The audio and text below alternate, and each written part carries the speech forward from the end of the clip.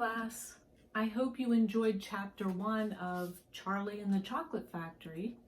Today I'm going to read chapter 2 and chapter 3. So get comfortable and let's listen to chapter 2 of Charlie and the Chocolate Factory. Mr. Willy Wonka's Factory. In the evening, after he had finished his supper of watery cabbage soup, Charlie always went into the room of his 4 grandparents to listen to their stories, and then afterwards to say good night. Every one of these old people were over 90. They were as shriveled as prunes and as bony as skeletons, and throughout the day, until Charlie made his appearance, they lay huddled in their one bed, 2 at either end with nightcaps on to keep their heads warm, dozing the time away with nothing else to do. But as soon as they heard the door opening and heard Charlie's voice saying, "Good evening, Grandpa Joe, and Grandma Josephine, and Grandpa George, and Grandpa Georgina," then all 4 of them would suddenly sit up and their old wrinkled faces would light up with smiles of pleasure. And the talking would begin, for they loved this little boy. He was the only bright thing in their lives. And this evening, his visit was something they were looking forward to all day long. Often Charlie's mother and father would come in as well and stand by the door, listening to stories that the old people told. And thus, for perhaps an hour every night, this room would become a happy place, and the whole family would forget that it was hungry or poor. One evening when Charlie went in to see his grandparents, he said to them, "Is it really true that Wonka's chocolate factory is the biggest in the world?" "True," cried all 4 of them at once. "Of course it's true. Good heavens, didn't you know that? It's about 50 times as big as any other. And is Mr. Willy Wonka really the cleverest chocolate maker in the world?" "My dear boy," said Grandpa Joe, raising himself a little higher in his pillow, "Mr. Willy Wonka is the most amazing, the most fantastic, the most extraordinary chocolate maker the world has ever seen. I thought everybody knew that." "I knew he was famous, Grandpa Joe, and I knew he was very clever." "Clever," cried the old man. "He's more than that. He's a magician with chocolate. He can make anything he wants. Isn't that a fact, dearest?" The other 3 old people nodded their heads slowly up and down and said, "Absolutely true, just as true as can be." And Grandpa Joe said, "You mean to say I've never told you about Mr. Willy Wonka and his factory?" "Never," answered little Charlie. "Good heavens above, I don't know what's the matter with me. Will you tell me now, Grandpa Joe, please?" "I certainly will. Sit down beside me on the bed, my dear, and listen carefully." Grandpa Joe was the oldest of the 4 grandparents. He was 96 and a half, and that's just about as old as anybody can be. Like all extremely old people, he was delicate and weak, and throughout the day he spoke very little. But in the evenings when Charlie, his beloved grandson, was in the room, he seemed in some marvelous way to grow quite young again. All his tiredness fell away from him, and he became as eager and excited as a young boy. "Oh, what a man he is, this Mr. Willy Wonka," cried Grandpa Joe. "Did you know, for example, that he himself invented more than 200 new kinds of candy bars? Each with a different center, each far sweeter and creamier and more delicious than anything the other chocolate factories can make." "Perfectly true," cried Grandma Josephine, "and he sends them to all the 4 corners of the earth. Isn't that so, Grandpa Joe?" "Oh, it is, my dear, it is, and to all the kings and presidents of the world as well. But it isn't only candy bars that he makes. Oh, dear me, no. He has some really fantastic inventions up his sleeve, Mr. Willy Wonka has. Did you know He's invented a way of making chocolate ice cream so it stays cold for hours and hours without being in the ice box. You can even leave it lying in the sun all morning on a hot day and it won't get runny. But that's impossible, said little Charlie, staring at his grandfather.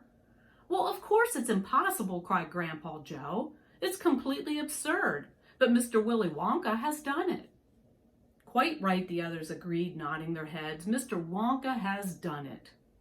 And then again, Grandpa Joe went on, speaking very slowly now so that Charlie wouldn't miss a word. Mr. Willy Wonka can make marshmallows that taste like violets and rich caramels that change color every 10 seconds as you suck on them, and little feathery sweets that melt away deliciously the moment you put them between your lips. He can make chewing gum that never loses its taste, and candy balloons that you can blow up to enormous sizes before you pop them with a pin and gobble them up.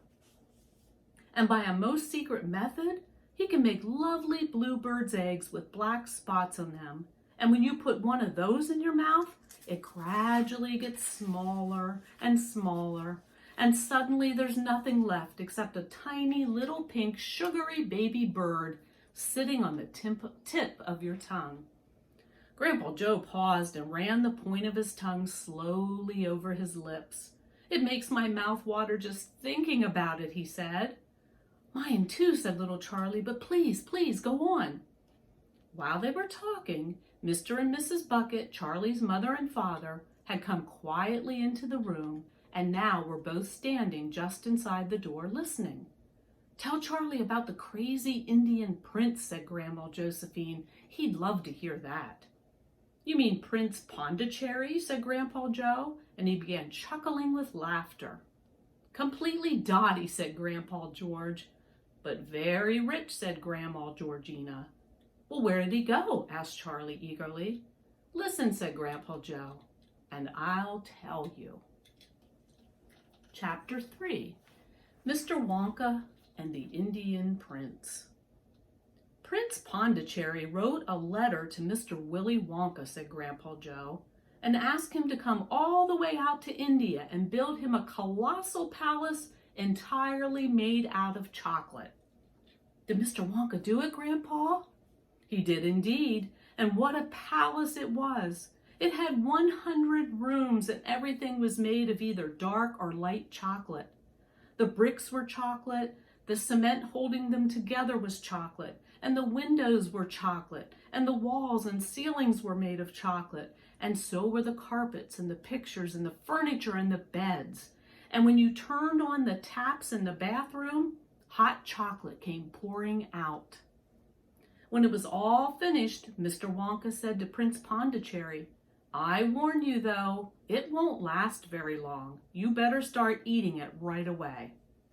Nonsense, shouted the prince. I'm not going to eat my palace. I'm not even going to nibble the staircase or lick the walls. I'm going to live in it. But Mr. Wonka was right, of course, because soon after this, there came a very hot day with a boiling sun, and the whole palace began to melt, and then it sank slowly to the ground, and the crazy prince who was dozing in the living room at the time woke up to find himself swimming around in a huge, brown, sticky lake of chocolate. Little Charlie sat very still on the edge of the bed, staring at his grandfather. Charlie's face was bright, and his eyes were stretched so wide you could see the whites all around. Is this really true? He asked, or are you pulling my leg? Oh, it's true, cried all four of the old people at once. Of course it's true. Ask anyone you like. And I'll tell you something else that's true, said Grandpa Joe. And now he leaned closer to Charlie and lowered his voice to a soft, secret whisper. Nobody ever comes out. Out of where? Asked Charlie. And nobody ever goes in. In where? Cried Charlie. Wonka's factory, of course. Grandpa, what do you mean? I mean workers, Charlie. Workers? All factories, said Grandpa Joe, have workers streaming in and out of the gates in the mornings and evenings, except Wonka's. Have you ever seen a single person going into that place or coming out? Little Charlie looked slowly around at each of the 4 old faces, one after the other, and they all looked back at him. They were friendly, smiling faces, but they were all quite serious. There was no sign of joking or leg pulling on any of them. Well, have you? Asked Grandpa Joe. I really don't know, Grandpa, Charlie stammered. Whenever I walk past the factory, the gates seem to be closed. Exactly, said Grandpa Joe. But there must be people working there. Not people, Charlie, not ordinary people anyway. Then who? Asked Charlie. Aha, that's it, you see. That's another one of Mr. Willy Wonka's clevernesses. Charlie, dear, Mrs. Bucket called out from where she was standing by the door. It's time for bed. That's enough for tonight. But Mother, I must hear. Tomorrow, my darling. That's right, said Grandpa Joe. I'll tell you the rest of it tomorrow evening. Okay, that's chapters 2 and 3 of Willy Wonka and the Charlie and the Chocolate Factory. After you watch this video, there'll be some worksheets online, some things for you to do based on those 2 chapters. So I hope you enjoyed this, and I'll see you next time for chapter 4.